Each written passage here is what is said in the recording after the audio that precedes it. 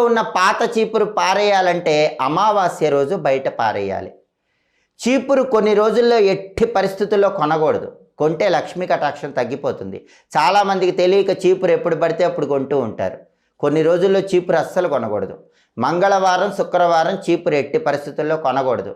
అలాగే మీరు పుట్టిన తిథి ఉన్న రోజు కూడా చీపురు కొనకూడదు. మీ బర్త్డే ఉందనుకోండి, పుట్టిన తిథి, ఆ రోజు చీపురు కొనకూడదు.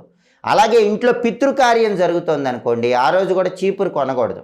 గ్రహణం ముందు రోజు, గ్రహణం తర్వాత రోజు కూడా చీపురు కొనకూడదు. తిథుల పరంగా తదియ తిథి, ఏకాదశి తిథి ఉన్న రోజు చీపురు కొనకూడదు. ఈ 2 తిథుల్లో చీపురు కొంటే లక్ష్మీ కటాక్షం తగ్గిపోతుంది.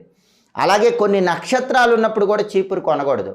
రోహిణీ నక్షత్రం, హస్తా నక్షత్రం, శ్రవణ నక్షత్రం, పుష్యమి నక్షత్రం, అనురాధ నక్షత్రం, ఉత్తరాభాద్ర నక్షత్రం, ఈ నక్షత్రాలు ఉన్న రోజు కూడా చీపురు కొనకూడదు.